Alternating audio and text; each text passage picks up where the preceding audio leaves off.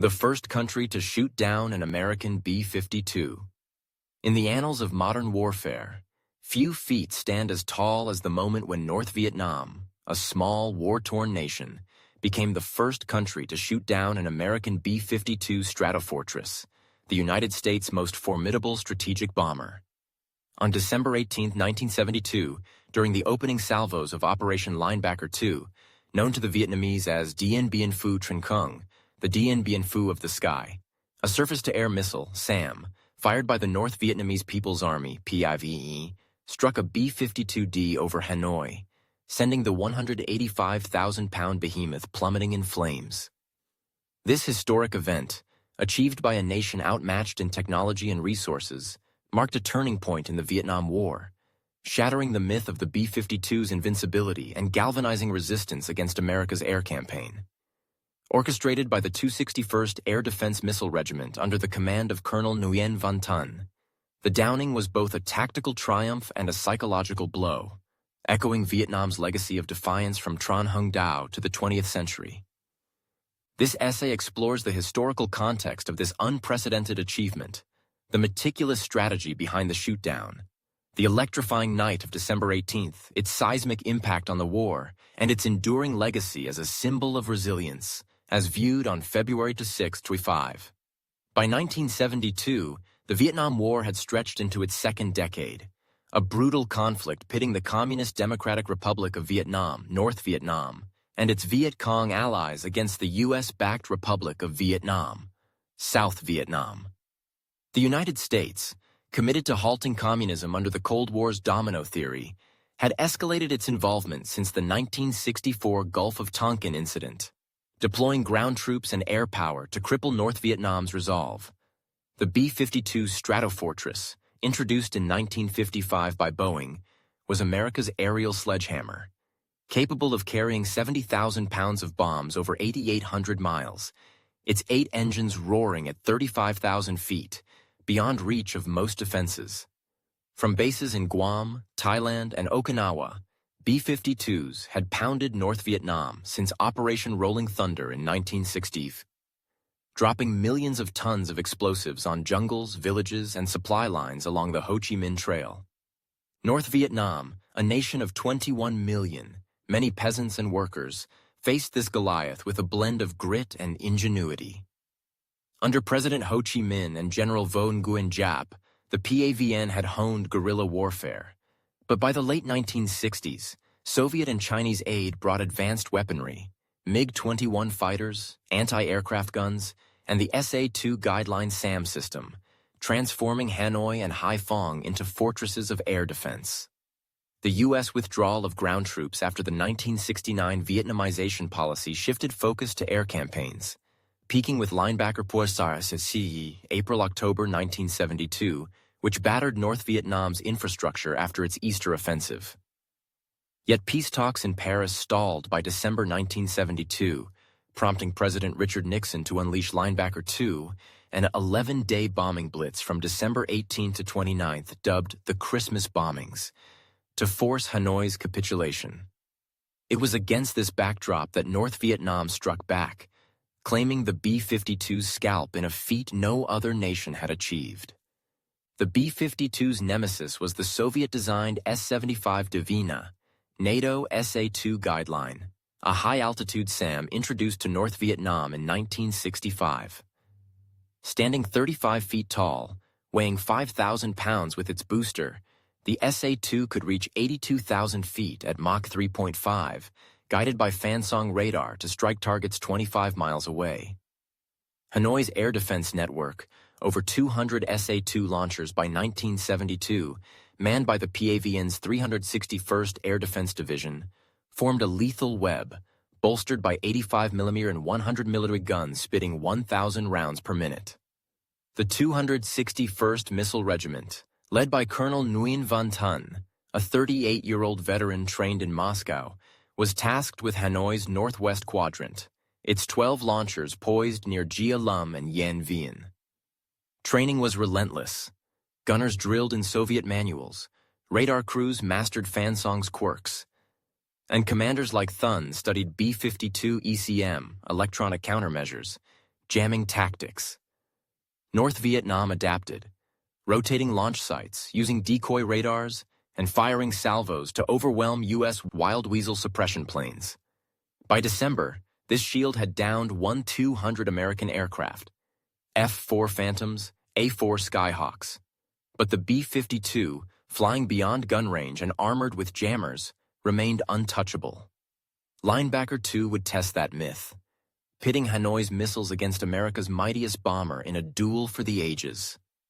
Operation Linebacker 2 launched at dusk on December 18, 1972, with 129 B-52s, D and G models, from Guam's Andersen Air Force Base and Thailand's U Tapao, joined by 63 support aircraft, fighters, tankers, jammers, unleashing the heaviest bombing of the war's history. Nixon's order, maximum effort to destroy Hanoi's will, rail yards, power plants, MiG bases, over 11 nights, excluding Christmas Eve.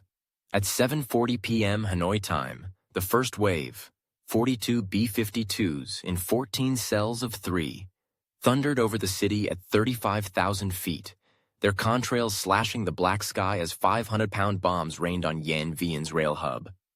The 261st Regiment sprang into action.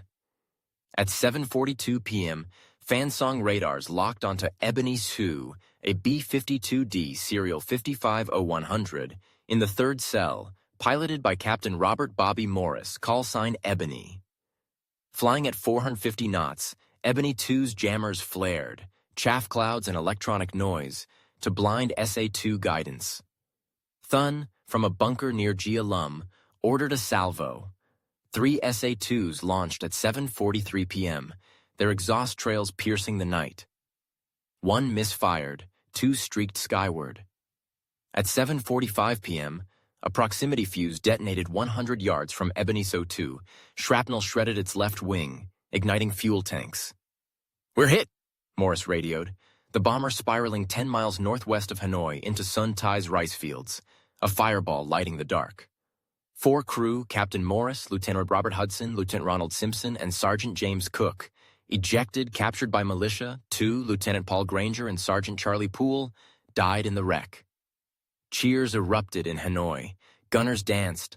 Civilians waved from rooftops as anti-aircraft fire lit the sky. Radio Hanoi blared at 8:00 p.m. "We've downed a B-52, the first confirmed kill of its kind, verified by U.S. logs later declassified. Over 11 nights, 15 more B-52s fell, 9 to SA-2s, 6 to MiGs or guns. Out of 729 sorties, with 1,600 SAMs fired and 33 airmen lost, 26 captured. December 18th was the spark, a small nation's defiance igniting a fire that burned through America's air supremacy myth. North Vietnam's success wasn't luck. It was strategy honed under fire. The 261st salvo tactic, 3 SAMs per target, overwhelmed B-52 ECM, a lesson from 1971's SAM upgrades. Mobile launchers dodged U.S. F-105 Wild Weasels, while radar crews, trained to filter jamming noise, locked targets with split-second precision. Colonel Thun's bunker command synced missile, gun, and MiG-21 units via radio, a networked defense mirroring Tran Hung Dao's river traps. Soviet advisors like Major Ivan Petrov marveled. They turned our missiles into scalpels, as Hanoi's 100 SAM batteries fired 80% of their stockpile by December 29th. Resilience fueled it. Gunners slept in trenches, civilians rebuilt launch sites under bombs, and Ho Chi Minh's call, "Nothing is more precious than independence," steeled nerves.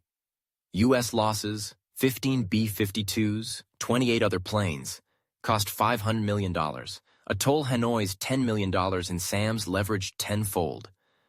Linebacker 2's 20,000 tons of bombs razed Hanoi, 1,600 civilian deaths, but couldn't break its will, proving David's sling could nick Goliath's armor.